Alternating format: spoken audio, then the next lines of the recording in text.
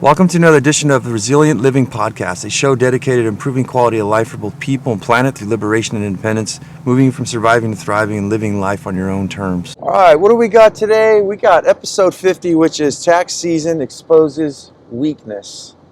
Now, if we ever needed a lesson in life or a sign that our systems are failing us, that the education system, we're not learning the right type of things, is the amount of people who are hurting during tax season. A lot of people are waiting for their money to come back, right? The stuff that legally got stolen from them. And if they have anything coming back, that's when they're going to be able to invest or make repairs and things like that, do their necessary life functions, right? And big business people, guys, I live in a rich area. I am an entrepreneur. I own my own construction company. And the reason why I know that tax season exposes weakness is that even these people that you guys all think are rich and got all of their things together, not necessarily the case. I've met people, many of them, who have the large house, 3-car garage, BMWs. I'm sitting here looking at this going, what? Okay, I give a price to repair a roofing repair, something very essential, leaking really bad, causing damage. And at first I thought, well, maybe these people are just being cheap, they're just looking for a better price or something, and they're just going to wait it out. No, it come to find these people actually contact me about 3, 4, 5 months later, way after the rainy season is done, and they're saying, yeah, we finally got the money and we want to go ahead and proceed and fix our roof. And I mean, I've seen bad ones, people, where it's on electrical systems. So this is not... I wouldn't make a big deal about this if I didn't see so much of this going on. So in the business world, in the living world, just the world in general around us, a lot of people suffer during tax season. A lot of people know that business slows down. Same thing during, Thanksgiving for the holidays. The biggest one is Christmas. And I think there's a flow that possibly could mean that a lot of people, are busy with the holidays and things like that, but maybe they, spending time with family, but maybe they overspent themselves. Maybe they went and like one of the mechanics I used to know, this guy was little, he could hear the pain in his voice. You know how many grandchildren I have? Quote from him. And he's like, I got to spend over $1,500 at least every month or every Christmas just to get simple Christmas gifts.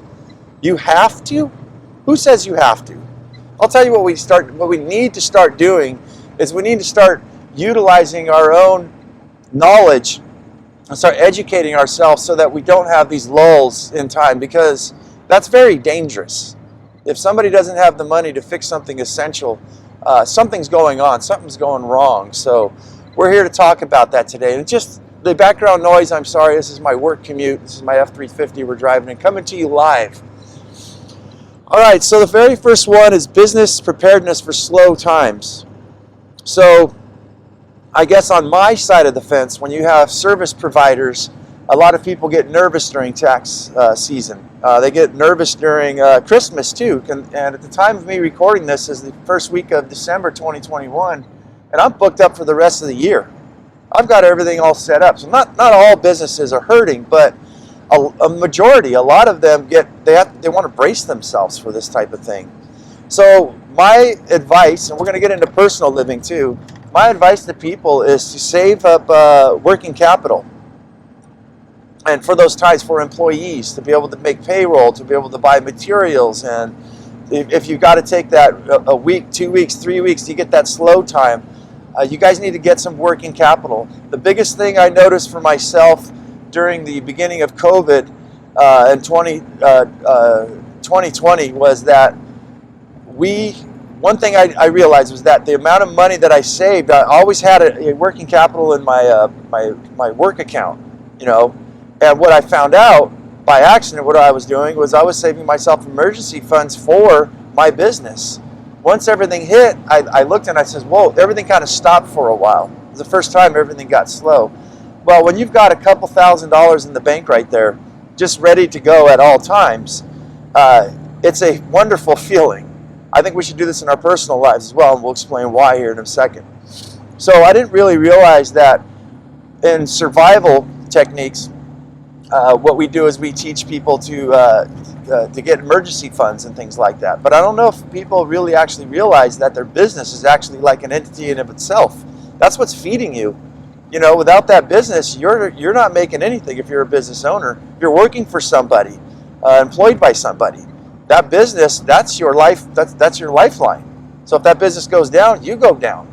So very important for us, I think, to think about these type of things, to separate ourselves from our business and treat it like it's its own thing. What is the health of it? All right, so my next one is don't wait for things to get better. I see I see this one a lot in both personal lives of people, and in business as well. I can see people how they just wait and say, well, we'll trust things to a higher power and things like that. And I think that's fantastic and that's great. But sometimes a lot of things in life don't really just happen by you just sitting around waiting for them to happen. To me, life in the future of time in your existence is something to be marveled. Something that's just it's lovely. It's a blank canvas, and you've got the paints to paint whatever you wish on it. So whatever moves or actions you make, that's your decision.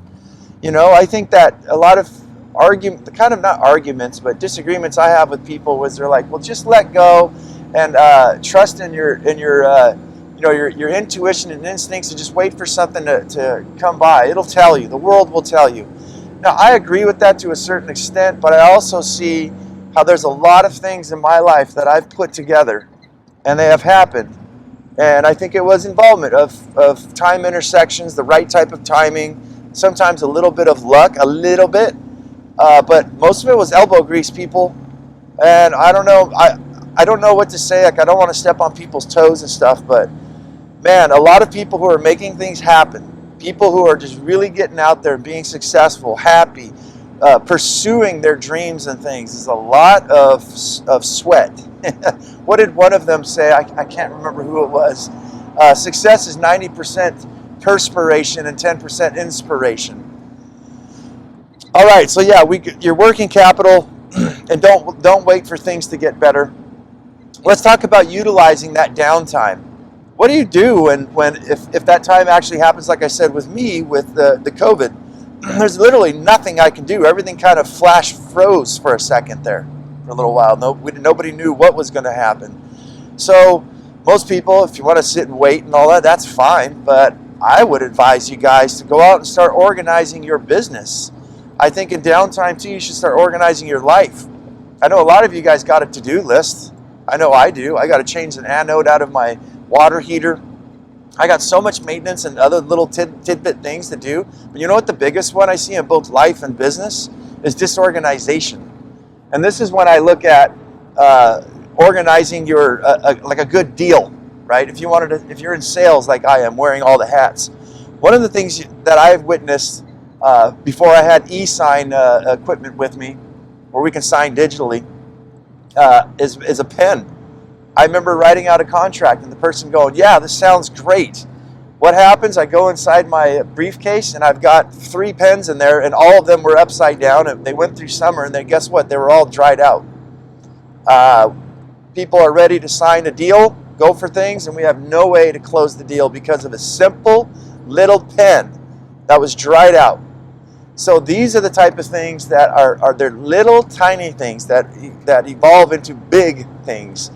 So to me, in times of the storm, you know, or the calmness where there's nothing going on, take a look around you, suck back in, and let's get a macro and look around you and say, well, how can I organize my business for when things do get better and things do start popping up, that I could be just that much better than what I was. There's always room for improvement. And if you get past getting your business organized and things like that, you want to start looking at your personal life.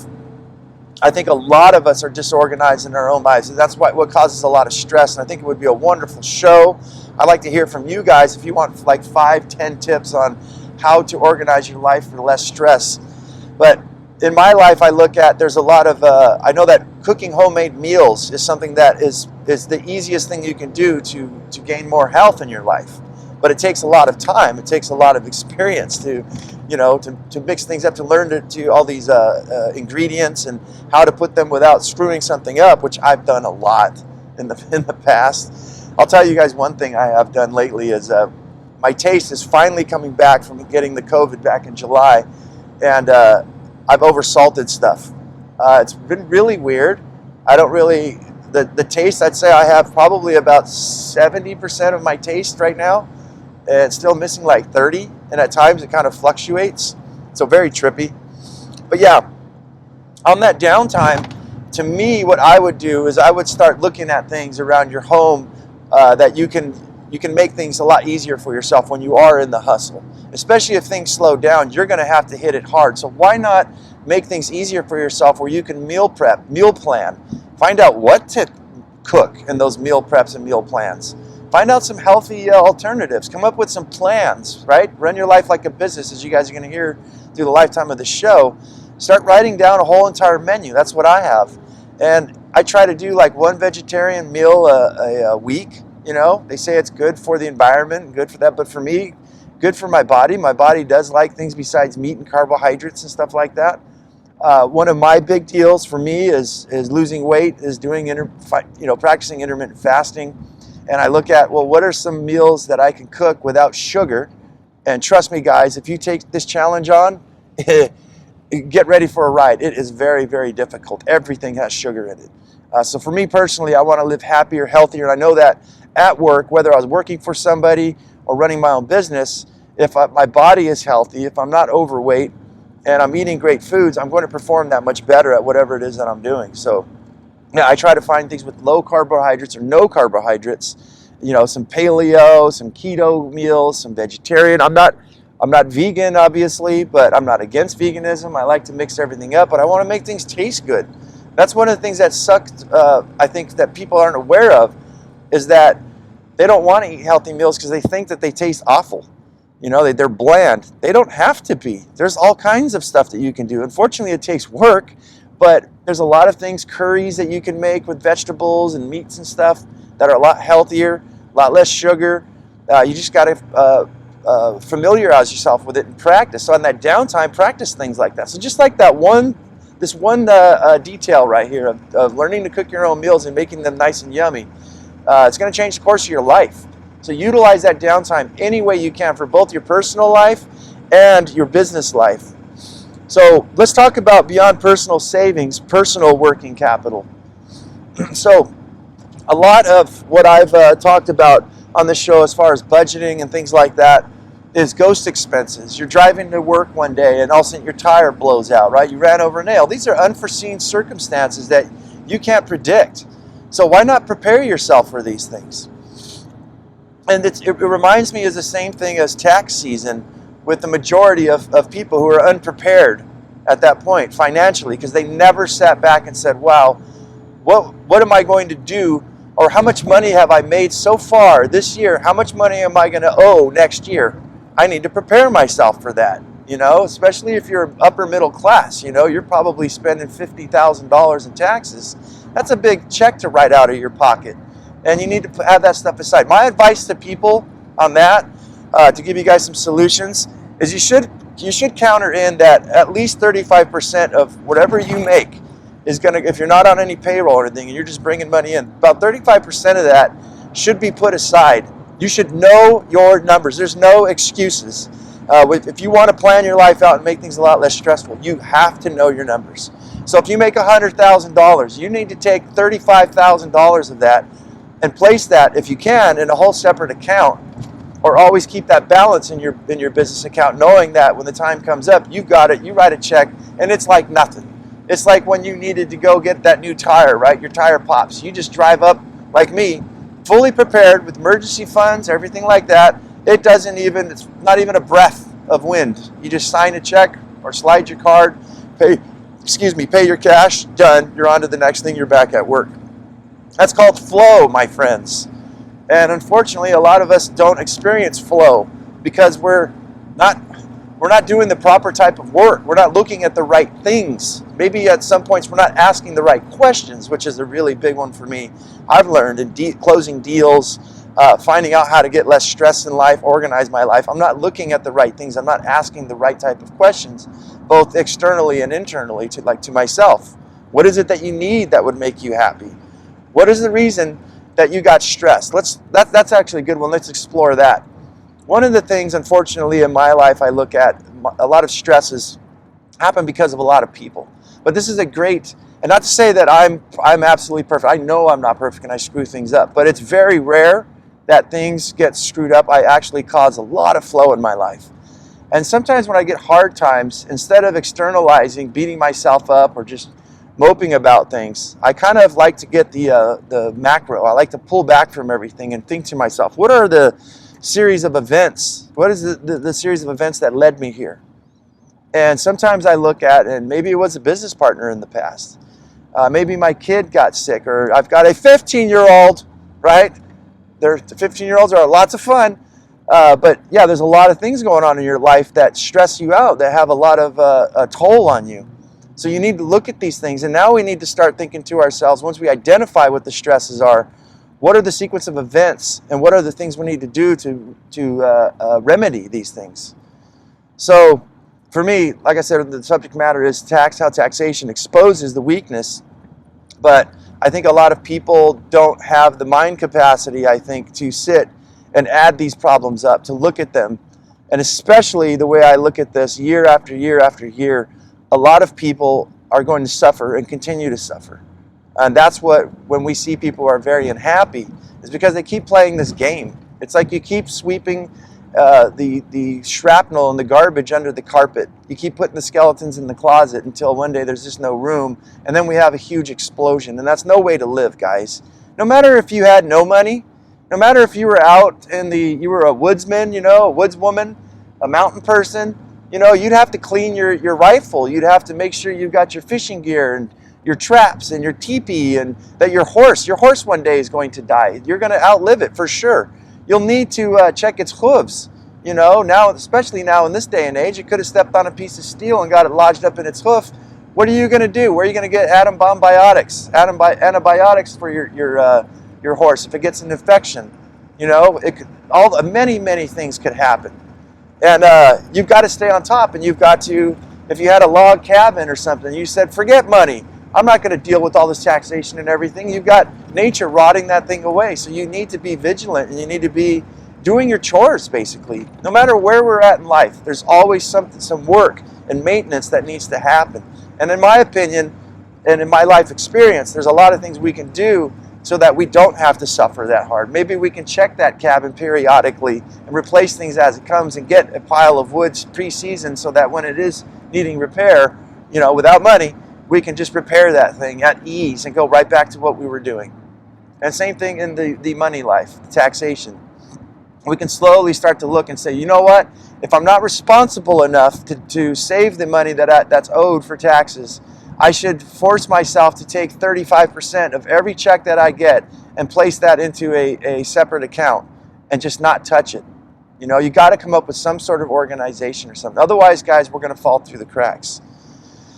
So, yeah, so personal working capital, as I started off this last one here with, is that I think a lot of people in business know that they need to have working capital, but I don't think that they treat the emergency funds for their business. Obviously, in COVID, we saw where a lot of restaurant owners and stuff were struggling very bad, and had to get bailed out. Whereas if they had an emergency plan, for downtimes, at least a little one, it would have helped out significantly.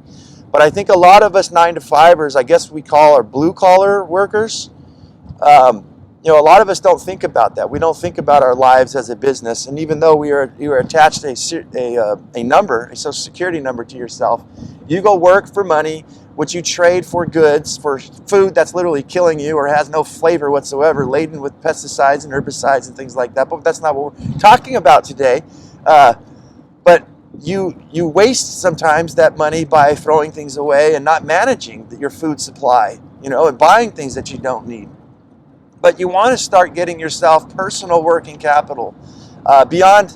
In my book, I've never heard anybody say this before, because I guess everyone's so preoccupied with survival. So What a lot of the people are going to tell you is to save up 3 months of emergency funds, then save up 6 months of emergency funds. If you can get 6 months, you're in a good spot. I would say get an entire year because of things that could happen, like cancer, or you get hit by a bus, all these things. You think about how much you need to be rehabilitated, or the time that you'd have to take off to rehabilitate yourself. It could be a long time. A very hardcore thing could happen to anybody in your family. One of your children, right? They fall ill. Maybe you'd want to take them to do some Gerson therapy in San Diego if they got the cancer, but that's going to take time for you off work, and for you to have a plan to say, well, somebody needs to tend to whoever gets sick. If someone was hit by a bus, right, they're going to be in bed all day. You're going to pay the hospital bills? You're going to put them in respite care? Or you're going to watch them at home? Somebody needs to cook, clean, wipe the unmentionables, right? And that could take 6 months. Why have a 6-month emergency plan or funds when all that gets eaten up, and when you get back to work, you have no personal working capital? So I think a year is what people should really work on before you let your guard down. I think you should go more. To me, I've got about 2 years supply. So that makes, and living like this, guys, makes you feel super, a lot less stressed out. But self-working capital, I look at, is another thing I've never heard anybody talk about. If they have, let me know. I don't even know what to call it other than self-working capital. And what I mean by that is that you got your emergency funds, that's all great. You want to pay off your credit cards and everything, that's all great. You want to get retirement money, that's all great. But you need to improve yourself, or you should want to improve yourself through education and things like that. And emergency funds will take care of that flat tire we were talking about, but personal working capital is something like purchasing books, or maybe taking an online course, maybe taking time off of work to go learn something, say like mechanics or something like that, so you can fix your own vehicle when you need it. Spending that time on yourself to improve yourself. To me, I would say personal working capital as investments in things besides your emergency funds. We put emergency funds, we don't touch them unless we absolutely need to. But personal working capital would be something, say, in a juice press. Start juicing. That's going to improve your life, your health, your mentals, everything. Start maybe taking some online courses to learn how to do workouts, to lift weights and things like that, or to do some yoga, which doesn't cost anything. Take a course. Those are personal things that I look that can help your life. And I also think that you can possibly start a little side hustle. And I'm preparing a show, I think, for that. How to make something simple. Even if you're a blue-collar worker working for somebody, there's things you're already doing in your life that you can actually make money to break even, right? If you're let me think here. If you're mowing your lawn or something, you can mow your neighbor's lawn at the same time, which I've done. Charge them money for gas, right? And all it does is break even, so you're mowing your lawn for free, basically, or you're exchanging, but it's paid off. You're breaking even. You didn't have to spend anything. That's one less thing you got to spend money on. It only takes you maybe about an extra 10 minutes because you're, the front lawn, because you're right there doing yours. So yeah, lots of things we can do, guys, to remediate these things, to fix our lives. We just got to get the creativity, and I think we need to get the macro. And I think things like this today that I'm sharing with you guys, once you guys get the idea and you start to look at these things and incorporate these things into your thoughts and come up with your own survival techniques, I think it just takes sometimes somebody to show you something, like your personal working capital. I think everybody should invest in. So, guys, I hope that helps you guys out. If it did, like, subscribe, comment below. There's an email that you guys can get a hold of me. So with that, I'm going to say, go out there and have yourself a near-life experience. Do not lose your muchness. Carry on the fire and human up, my friends.